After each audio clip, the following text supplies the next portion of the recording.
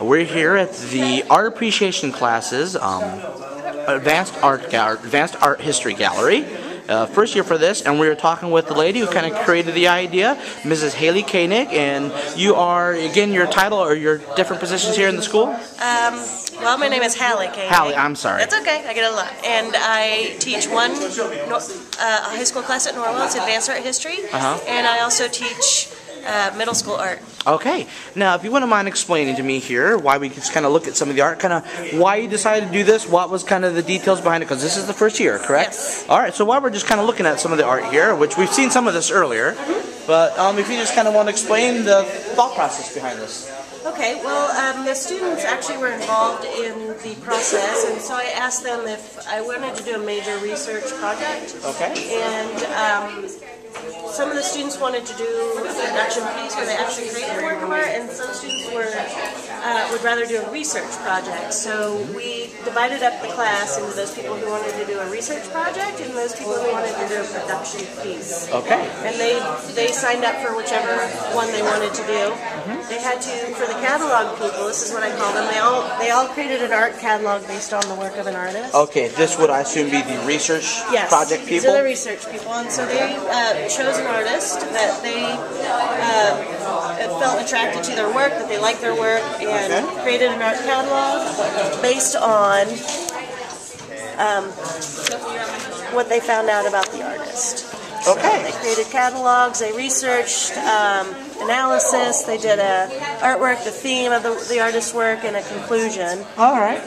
About the artist's work, and then they had to find a picture that exemplified that particular artist, and they cut the mats and created the backing for them, and created the credit line underneath. Oh, excellent. So that was all part of their project as well. So these here on this wall, except for I know that one of your students did the first one we saw. Yes. These are all recreation, or not recreations, These but are all these are all reproductions. Reproductions. Famous works of art. Okay. Yep. All right. So now, what are some of the original pieces, for lack of a better word? The pieces are over here. All right. Can we go over there?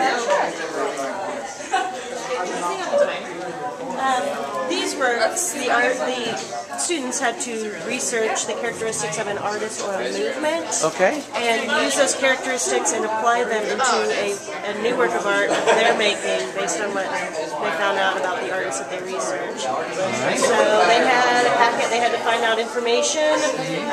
This particular artist used surrealism.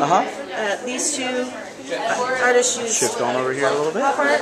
Pop art? Now, that's a term for which I am unfamiliar. It's short for popular culture art, and it was in the 1960s, and Andy Warhol is probably the most famous artist from the pop movement. All right. And so they created works of art based on that. They had to talk about the characteristics that they used based on researching that artist in their work.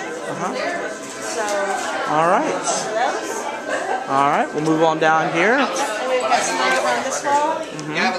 And I already talked to Ms. Schultz, I believe was her last name, about her impressionistic work. Yep. Now, like these paintings behind Dr. Mills here, are they originals or? Those are originals. Okay.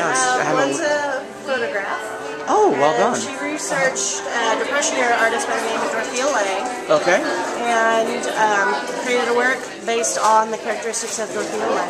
Okay. And then this is a collage over here. This is based on Robert Rauschenberg, who was an artist in the 60s and 70s. All right, and they have the explanation over here. Yep. Okay. And I think I see one over here. And there's the impressionist. We caught that earlier. Yep. And the last surrealism piece is up here. Another surrealism? Yes. Okay. Yep. And then as you have the assignment, the final, they had to come in here and actually created this gallery. Okay. So they cut all the matting, they created the backing, they created the credit lines. Oh, excellent. They learned how to mount, and so they learned the job of being a curator or a museum person or a gallery owner. Kind of or an artist. in a way, the business side aspect Exactly. of it. Okay, Yep. and as you can see behind you, we have quite a few students interested in coming. How many students have you had so far? You think how many classes might be a better I question? would probably say about 4 or 5 classes, so 100, 150. Oh, excellent. So you would consider your first art gallery, advanced art history gallery, a success? I would, yes. All right, hope to do it next year? Yes, me too. All right, well, hey, thank you so much. Thank you, Chad. Bye. Bye.